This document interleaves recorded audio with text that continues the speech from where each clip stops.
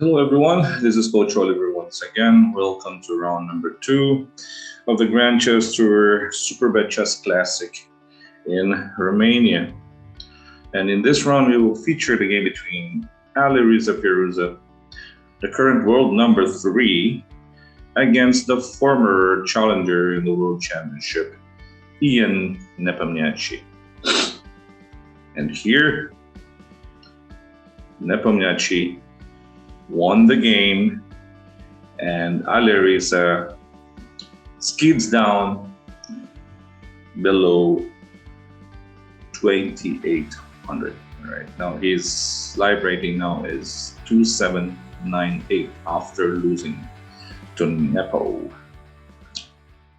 Let's check it out. Okay, Firouzja was white, he went to e4. By the way, this was the only decisive game of the 5 matches. Wesley drew his game against Agraf. Aronian drew. Mamijarov and Rapport had a crazy game, but it was a draw also in the end. And okay, all the other matches are drawn. This is the only decisive match.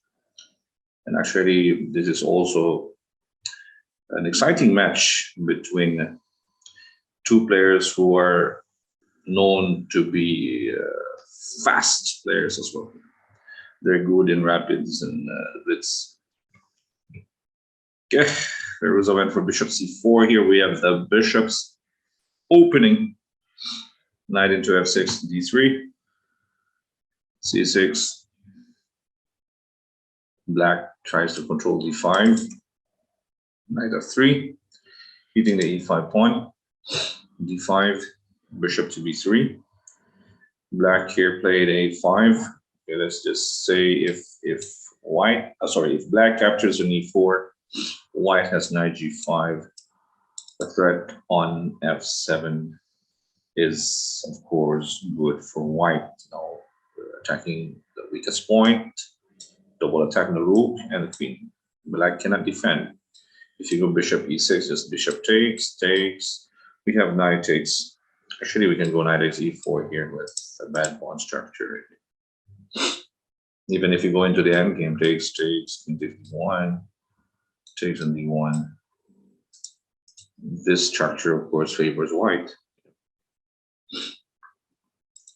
So a5, threatening a4, trapping the bishop on b3.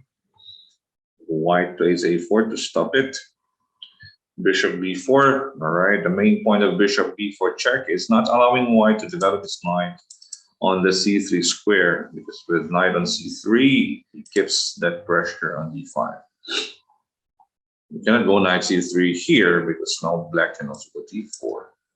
So c3 was forced, bishop d6. Okay, only then black protects that pawn on e5. c3 is blocking the way of the knight. All right. Takes on d5, bishop g5, pin, and an attack on the d5 pawn. Bishop d6, developing a piece, protecting the pawn on d5. Knight into a3, since white cannot make use of c3, he tries to go for a3 and an outpost on b5. Okay, and a normal developing move, also clearance for the bishop to go b8, because white is already threatening knight b5. After knight b5, bishop to b8. This bishop has to keep an eye also on that pawn on e5. Firouzja delays his castling. He went for d4.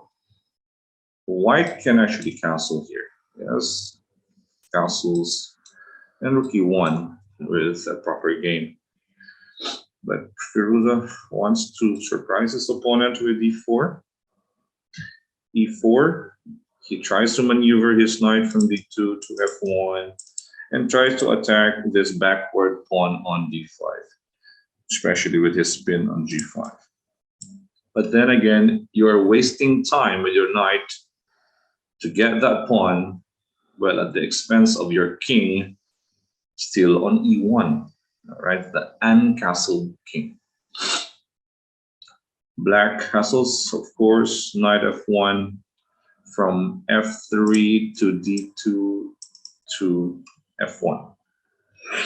Right, the basic rules. Yeah, basic rules. You don't move the same piece twice or thrice in the opening. So white already has broken the rule. All right, h6. So development wise, black is ahead. It doesn't matter for black if he loses that pawn on d5. He has more active pieces and he has a safe king. Bishop h4. Okay, bishop f4. Nice move. Well, the main point probably is that if the opponent plays knight into e3, you could go for knight to b6. And if, let's say, white decides to castle, then he will go for g5, your bishop into g3, and then probably h5 here. So that pawn on g5 holds the f4 square. h4 is coming. Yeah. So h3, Firouzja anticipates g5, and now if you go g5, bishop g3, he wants to be flexible with queen e2 and probably take that bishop, castle queenside later on. Okay. After h3, rook e8, normal, of course. Pawn e8, x-ray on the king.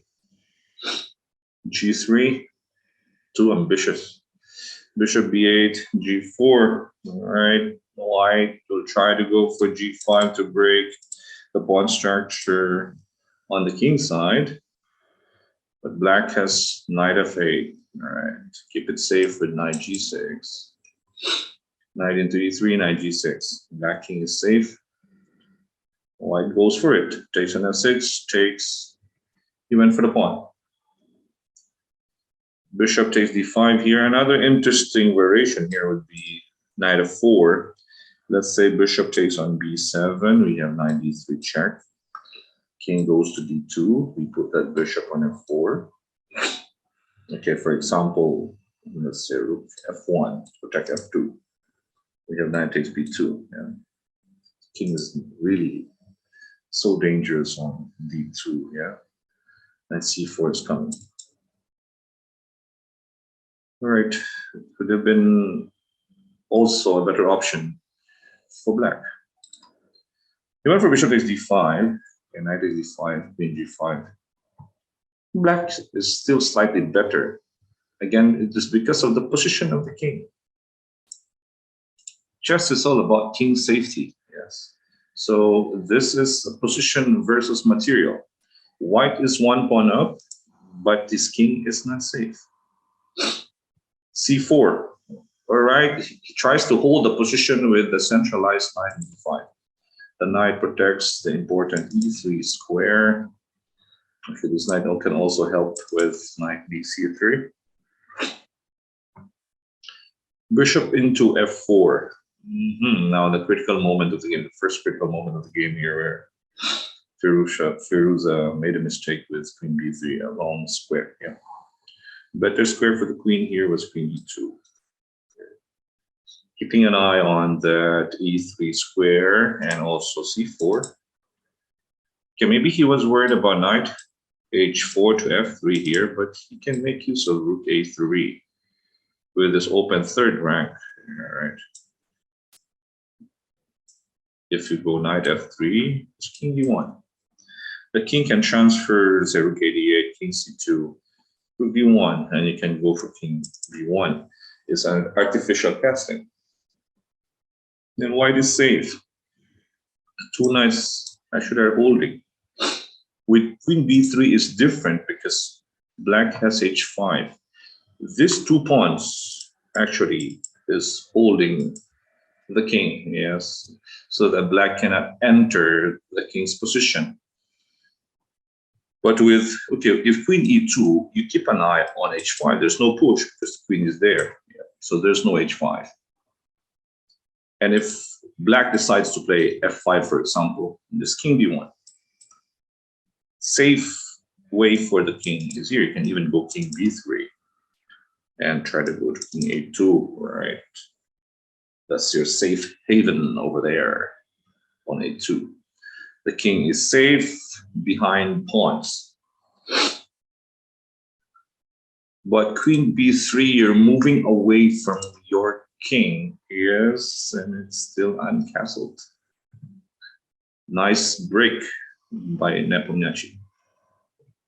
Knight into e3, queen h4. All right. Takes on h5. Okay, the main point of queen h4, let's just say rook to d1, for example. We have take. Okay, that's the point. That's a pin, yes.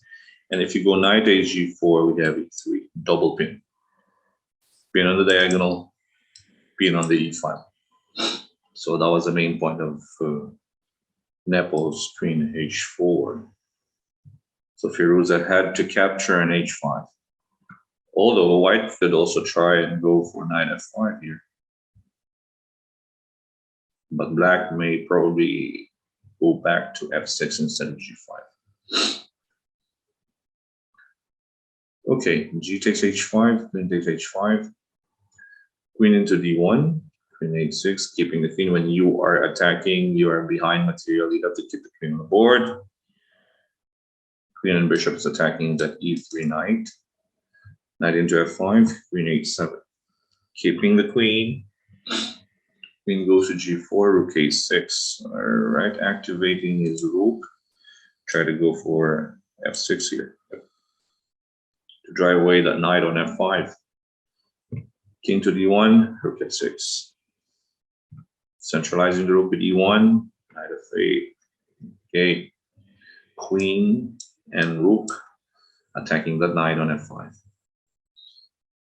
All right, the bishop is free on f4, but to capture that bishop takes this weakest point on f2 is just so bad for white. You go to e2, black can capture on f2, and now e3 threatening takes on f2, potential queen on f1. Went back, e3, bishop to b8, nice retreat. Threatening rook f3. And the knight could jump to e6 and f4, and the knight e3. Queen into e2, queen h4. Again, the backward weakness on f2. Yeah. Rook into f1, rook f3, fixing the weakness. Again, the knight can jump e6, f4, g3, or even knight takes h3. King c2, knight e6. Knight into d5, knight g5. Okay, the knight on d4 was actually protecting the f4 square, so then the knight cannot jump to f4. So black uses the g5 square. Rook into e1, rook e6. Nice. You cannot capture that pawn on h3. The main point of rook here is to keep queen takes f3, this a pin on e8. Yes, and then a threat on b8. So rook e6 with that pawn, right, protecting the rook on e6. The sense of danger. Knight goes back to c3, rook ef6. Again, the f2 pawn. White went passively with knight d1, protecting f2. If he goes for knight takes e4 here, then rook e6 is a pin. You go knight c3, we have f5. Black wins a piece. So we went for knight e1, unfortunately. And here Nepo retreats his rook to f4, clearing the knight to jump into the f3 square. Queen e3. Okay, white also clears the square for the rook, but still knight f3. You cannot go rook e2, queen takes h3 comes. Right, the rook on f1 dies. So d5, white has to sacrifice the exchange. He has to give it up. Bishop into e5. Black is not rushing.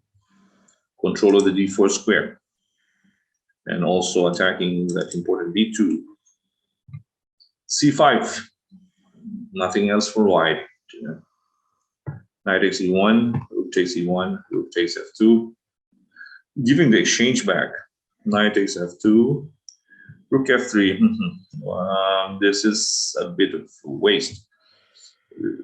Black can simply capture an f2 straight away. Rook e2, rook e2, queen e2. It's queen f4. Right?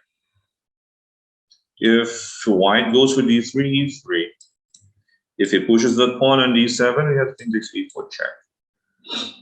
King, let's say, goes to c1, we have queen a1 and queen b2. Right? If king goes back to b1, bishop f6. Because now if queen takes, we have queen takes b5. Yeah, of course, protecting.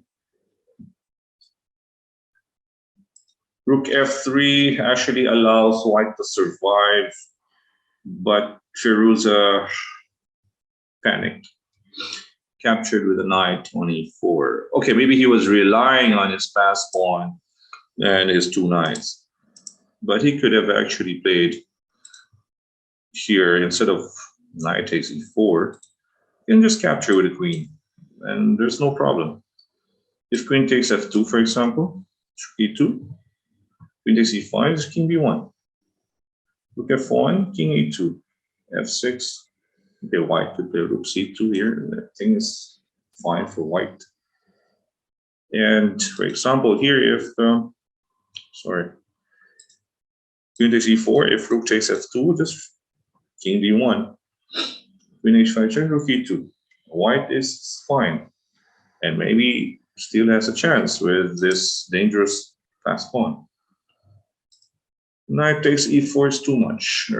Take the queen, and now f5. Yes, there's a threat on f2.